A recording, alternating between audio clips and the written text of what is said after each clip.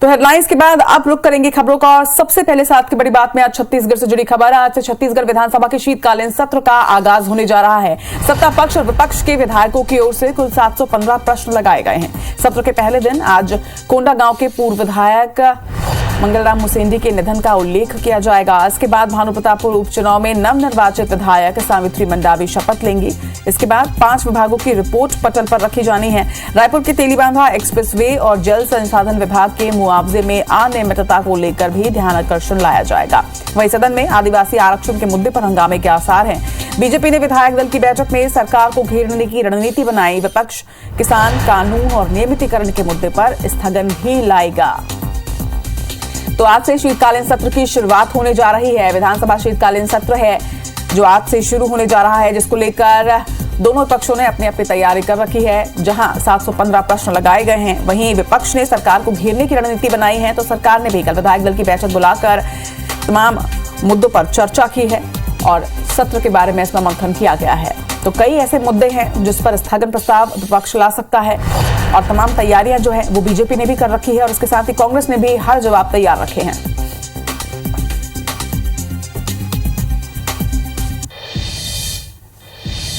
बड़ी खबर भिलाई से आपको बता दें, जहां पर एक अनियंत्रित ट्रेलर ने वाहनों को किस तरह से रौंदा है। हादसे में कार समेत 6 बाइक के परखच्चे उड़े बताया जा रहा है कि ये गाड़ी नो एंट्री में घुस गई थी। अनियंत्रित ट्रेलर नो एंट्री में घुसकर किस तरह से उसने बवाल मचाया है, ये तस्वीर भी सामने आई है। नशे में 2 ड्राइवर को पुलिस ने हालांकि इसके बाद गिरफ्तार कर लिया है। खुर्सीपार थाना क्षेत्र से जुड़ा ये पूरा मामला बताया जा रहा है। तो भिलाई के खुर्सीपार में ये घटना हुई है, जहां पर ट्रेलर ने कुछ वाहनों को रौंद दिया। अनियंत्रित ट्रेलर नो एंट्री में घुस गया और वाहनों को रौंदता हुआ आगे निकल गया। किस तरह लोगों को परेशानी हुई, किस तरह से लोग घायल हुए हैं, ये भी तस्वीरें सामने आ रही हैं। नो एंट्री में बताया जा रहा है कि अनियंत्रित ट्रेलर घुस गया था। कुछ लोग इस हादसे में घायल भी हुए हैं। ट्रक ड्राइवर नशे में धुत भी बताया जा रहा है। खबर पर ज्यादा जानकारी के साथ हमारी सहयोगी अनुभूति हमारे साथ जुड़ रही है। अनुभूति, खुर्सीपार में ये जिस तरह की घटना हुई है, पहली बात तो ये कि नो एंट्री में आखिर ये ट्रक घुसा कैसे, इसके साथ ही जो जानकारी सामने आ रही है कि ड्राइवर नशे में धुत था। न्यू ईयर के टाइम में वैसे ही पेट्रोलिंग बहुत ज्यादा की जा रही थी, जगह जगह पर चेकिंग पॉइंट बनाए गए थे ताकि कोई भी ड्रिंक एंड ड्राइव ना करे, फिर इस तरह की घटना कैसे हो सकती है? निश्चित तौर पर ये तो बड़ा सवाल है ही, क्योंकि पुलिस जब चौकस है, चौक चौराहों पर पुलिस की नजर है, उसके बाद इस तरह की घटना होना निश्चित तौर पर एक बड़ा सवाल है। दरअसल देर रात का ये पूरा मामला है, जब काफी ज्यादा भीड़ भाड़ थी सड़क पर। इसी दौरान अचानक से खुर्सीपार के रिहायशी इलाके में एक अनियंत्रित लहराता हुआ ट्रक घुसा और एक के बाद एक कई वाहनों को उसने अपनी चपेट में ले लिया। सबसे पहले एक साइकिल सवार को उसने चपेट में लिया, साइकिल पूरी तरह से रौंद दी। लोग कुछ समझ पाते इसके पहले ही उसने जो है एक पल्सर को चपेट में लिया। उसके बाद सब्जी के ठेले को ठोकर मारता हुआ जो ट्रेलर है वो आगे बढ़ा और एक के बाद एक कई वाहनों को उसने अपने चपेट में लिया। लोगों को ये समझते देर नहीं लगी कि मामला कुछ गड़बड़ है और यही वजह थी कि हड़कंप मच गया पूरे क्षेत्र में और लोगों ने जो है पीछा करके ट्रेलर को रुकवाया और उसके बाद तुरंत पुलिस को इसकी सूचना दी। पुलिस मौके पे पहुंची और ट्रेलर चालक को गिरफ्तार कर लिया और जब पुलिस पहुंची तो उन्होंने देखा कि ट्रेलर चालक जो था वो काफी ज्यादा नशे में था। हालांकि वो रिहायशी इलाके में क्यों घुसा ये काफी ज्यादा बड़ा सवाल है, क्योंकि कबाड़ से भरा ट्रक है, ट्रांसपोर्ट नगर उसे जाना था और वो रिहायशी इलाके में क्यों घुसा, पुलिस ये भी जांच कर रही है। फिलहाल पुलिस ने ट्रेलर चालक को गिरफ्तार कर लिया और ट्रेलर को जब्त कर लिया है। अनुभूति, एक छोटा सा अपडेट, उन घायलों की स्थिति सबकी सामान्य है या किसी को ज्यादा चोटें भी आई हैं? जी बिल्कुल, सबसे पहले पुलिस ने पहुंचते ही घायलों को उपचार के लिए पहुंचाया और सभी की स्थिति अभी फिलहाल खतरे से बाहर बताई जा रही है।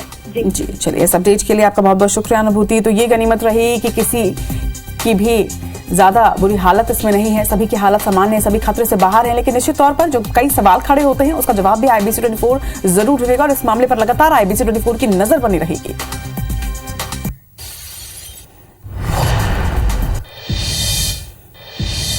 रुक करते हैं बीजापुर का, जहां पर नक्सल इलाके में कुछ लोग लापता बताए जा रहे हैं। नक्सल इलाके से 4 लोगों के लापता होने की जानकारी सामने आ रही है। नक्सलियों के अपहरण किए जाने की भी आशंका जताई जा रही है। संपर्क नहीं होने की वजह से परिजन भी परेशान हैं। बता दें कि सामाजिक कार्यकर्ता सोनी सोरी और परिजनों ने अब अपील की है, नक्सल संगठन से सकुशल रिहाई की यह अपील है। 24 दिसंबर को बताया जा रहा है कि गोरना के अंदरूनी इलाकों में कुछ ठेकेदार गए थे जो कि लापता हैं और अब परिजन जो है वो काफी परेशान है। बीजापुर की ये बड़ी खबर है। बीजापुर नक्सल इलाके से ठेकेदार के लापता होने के बाद परिजनों का रो रो कर बुरा हाल है। नक्सलियों के अपहरण की आशंका यहां पर जताई जा रही है और किसी तरह का भी कोई संपर्क अब तक नहीं साधा गया है। ठेकेदारों का न फोन लग रहा है, ना ही उनसे कोई संपर्क हो पा रहा है और इस वजह से कहीं ना कहीं परिजन जो हैं वो बेहद परेशान हैं। और इस पूरे मामले में सामाजिक कार्यकर्ता सोनी सूरी भी अब आगे आई हैं। परिजनों के साथ मिलकर उन्होंने भी नक्सलियों से सकुशल रिहाई की अपील की है। बीजापुर गंगालूर साइड, वहाँ से ये लोग अपने रोड काम के लिए जो भी के लिए गए थे, वहाँ से अब लापता हो चुके हैं। आज के साथ 1 हफ्ता होने को है और इस बहन के पति और इस बहन के पति वापस लौट के नहीं आए। इनके साथ साथ और 2 लोग हैं। तो मेरा सब मतलब एक अपील है, अगर जंगल की उस इलाकों में अगर वो फंस गए हैं या उनको वहाँ पर रखा भी गया हो तो उनको ना मतलब मेरा निवेदन है, मेरी अपील है, उनको रिहा किया जाए या फिर उनको छोड़ दिया जाए। ऑनलाइन सट्टा ऑपरेट करने वाले महादेव ऐप के खिलाफ दुर्ग जिला पुलिस ने एक बार फिर से बड़ी कार्रवाई की है। पुलिस ने ऐप की मध्य प्रदेश की वारासिवनी ब्रांच को ध्वस्त कर दिया है। कार्रवाई में 6 आरोपी पुलिस के हत्थे भी चढ़े हैं, जिनके पास से 3 लैपटॉप, 14 मोबाइल भी जब्त किए गए। 4 दिन के भीतर 28 लाख के लेन देन का खुलासा भी हुआ है। वहीं कार्रवाई के दौरान जब्त किए गए लेन देन संबंधी रजिस्टर, लैपटॉप और पासबुक के सूक्ष्म विश्लेषण के बाद और भी कई बड़े खुलासे होने की बात अब पुलिस कह रही है। आपको ये भी बता दें कि ऑनलाइन सट्टे के खिलाफ दुर्ग पुलिस लगातार कार्रवाई कर रही है।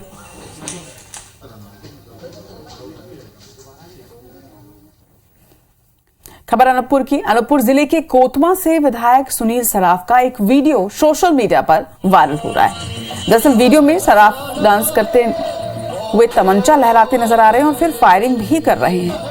सराफ नए साल की पार्टी के दौरान डांस कर रहे थे। ब्लॉक कांग्रेस अध्यक्ष मनोज सोनी गाना गा रहे थे, जबकि कोतमा नगर पालिका उपाध्यक्ष के पति बद्री ताम्रकार विधायक के साथ ही थिरकते नजर आ रहे हैं। इसी दौरान सुनील सराफ ने अपनी लाइसेंसी बंदूक से फायरिंग की और फायरिंग का ये जो वीडियो है ये अब वायरल हो रहा है।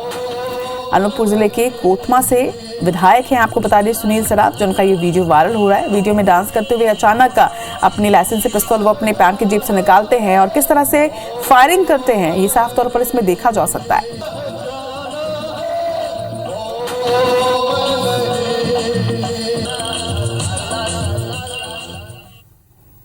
इधर ग्वालियर में इंटरस्टेट गैंग के 3 सदस्यों को क्राइम ब्रांच पुलिस ने गिरफ्तार कर लिया। ये इंटरस्टेट गैंग एटीएम में गड़बड़ी कर लोगों को ठगता था। पुलिस ने गैंग के सदस्यों से एटीएम में गड़बड़ी करने और ठगी में इस्तेमाल होने वाले सामान को बरामद भी कर लिया है। बता दें कि गैंग के 2 सदस्य फरार हैं। वहीं पुलिस ने गैंग के खिलाफ मामला दर्ज कर पूछताछ शुरू कर दी है। पकड़े गए तीनों बदमाश विकास गिरी, निकेश और राजीव कुमार बिहार के रहने वाले बताए जा रहे हैं। इनके 2 साथी अभी भी फरार है। वहीं गैंग अब तक इटावा, भिंड, ग्वालियर, मुरैना, पुरसा, आगरा और दिल्ली जैसी जगहों में वारदात को अंजाम दे चुका है। वहीं पुलिस ने आरोपियों से कार, 27 एटीएम कार्ड, 25,000 रुपए, 7 मोबाइल और एटीएम खोलने की मास्टर चाबी के साथ ही एटीएम खोलने की दूसरी सामग्री भी बरामद की है। फिलहाल पुलिस इन लोगों के खिलाफ मामला दर्ज कर आगे की पूछताछ कर रही है। एटीएम से पैसे निकालने जग गया और उसका एटीएम कार्ड उसमें फंस गया और जब एटीएम कार्ड नहीं निकला तो वहाँ पे एक हेल्पलाइन नंबर लगा हुआ था।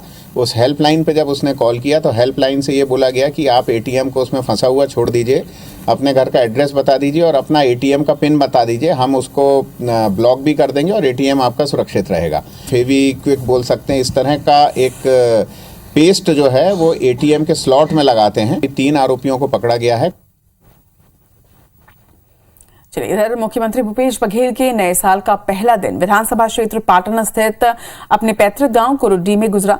हर साल की तरह वो अपने खेत पहुंचे और इस पर सीएम भूपेश बघेल ने ट्वीट करते हुए लिखा कि जब भी कोई नई शुरुआत हो अपनी मिट्टी की महक का अनुभव जरूर करना चाहिए, फिर चाहे वो जीवन के किसी पड़ाव की शुरुआत हो या फिर नए वर्ष की। उन्होंने ये भी लिखा कि आज नए साल के पहले दिन अपने पैतृक गांव कुरुड्डी में सरसों के खेतों के बीच पहुंचा हूं और तस्वीर भी उन्होंने साझा की है। और इन तस्वीरों में साफ तौर पर देख सकते हैं कि खेत में सीएम भूपेश बघेल नजर आ रहे हैं और तस्वीर साझा करते हुए उन्होंने अपने पैतृक गांव का जिक्र किया और यह भी लिखा कि जब भी कोई नई शुरुआत हो तो मिट्टी की महक का अनुभव लोगों को जरूर करना चाहिए।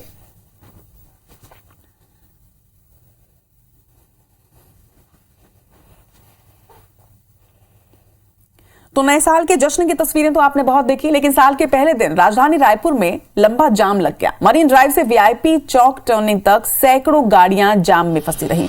इस दौरान कैबिनेट मंत्री शिव डहरिया का काफिला भी जाम में फंसा, जिसके बाद मंत्री डहरिया गाड़ी से उतरकर पैदल ही अपने आवास पहुंचे। आला अधिकारी सहित पूरा अमला जाम क्लियर कराने में जुटा रहा और जायजा लिया संवाददाता तहसीन जैदी ने।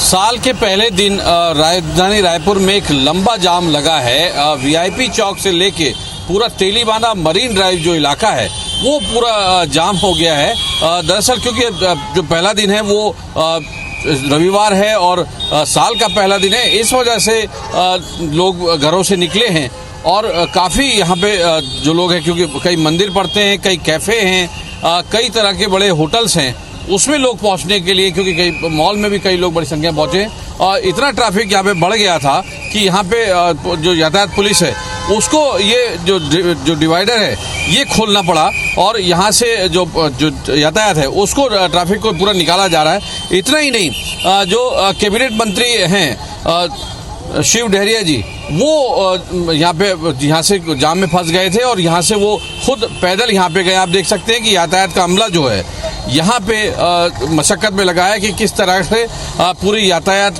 को जो सुचारू रूप से किया जाए। लेकिन अभी पिछले 1 घंटे से बताया जा रहा है कि 1 घंटे से पूरे शहर में इसी तरह के हालात है और ये जो वीआईपी चौक है काफ़ी व्यस्तम चौक है। ये जी रोड कहलाता है, ये उड़ीसा को और कलकत्ता और मुंबई को टच करता है, इसलिए भारी वाहनों का आवागमन भी यहाँ पे काफ़ी ज़्यादा है। फिलहाल अभी जिस तरीके से यहाँ पे जो ट्रैफिक जाम की जो स्थिति बनी हुई है उससे अभी जो है यातायात पुलिस और शहर के लोग जो हैं वो अभी उससे निजात पाने के लिए जूझ रहे हैं। कैमरामैन लखन शर्मा के साथ तहसीन जैदी, IBC 24 रायपुर। जब ट्रैफिक जैम होता है तो क्या आम क्या खास, लेकिन ट्रैफिक व्यवस्था सुचारू रूप से चलती रहे इसलिए लोग भी नियमों का पालन जरूर करें। बढ़ेंगे आगे। पूरे प्रदेश व देश में प्रसिद्ध मां जतमई मंदिर में नववर्ष के प्रथम दिवस माता जतमई के दर्शन कर भक्तों ने अपनी मनोकामना पूरी करने के लिए माता जतमई के दर्शन किए। अपनी प्राकृतिक सुंदरता के लिए पूरे विश्व में प्रसिद्ध मां जतमई के मंदिर में पूरे वर्ष श्रद्धालुओं की भीड़ रहती है। बता दें कि 15 अगस्त 26 जनवरी नवरात्रि जैसे अवसरों पर खास तौर में यहाँ लोग पहुंचते हैं। दर्शन करने के बाद अपनी अपनी मनोकामना पूर्ण करने के लिए माता का आशीर्वाद भी प्राप्त करते हैं। वही मंदिर के विषय में ऐसी मान्यता है कि भक्तों की कोई भी मनोकामना हो, माता रानी सभी की मुराद पूरी करती हैं। माता रानी के मंदिर में लोग देश सहित विदेशों से भी पहुंचते हैं। वही नववर्ष होने की वजह से लोग परिवार के साथ यहाँ पिकनिक मनाने के लिए आए थे। पास के तौरंगा जलाशय में भी पर्यटक बांध में नहाते हुए और सेल्फी लेते नजर आए। यह जगह बहुत ही सुंदर दृश्य है, बहुत ही सुंदर ढंग से बहुत पब्लिक है और मैं एक चीज़ यहाँ देखा कि सब लोग शांति तरीके से दर्शन कर रहे हैं जी। मैं यहाँ जतमई खतरा में पहली बार आया हूँ जी, बहुत ही अच्छा लग रहा है माहौल। ये पिकनिक स्पॉट भी बहुत अच्छा है। और इसी के साथ की बड़ी बात में फिलहाल इतना ही, लेकिन आगे देखिए देश का पहला छत्तीसगढ़ी समाचार बुलेटिन हमर बानी हमर कोट।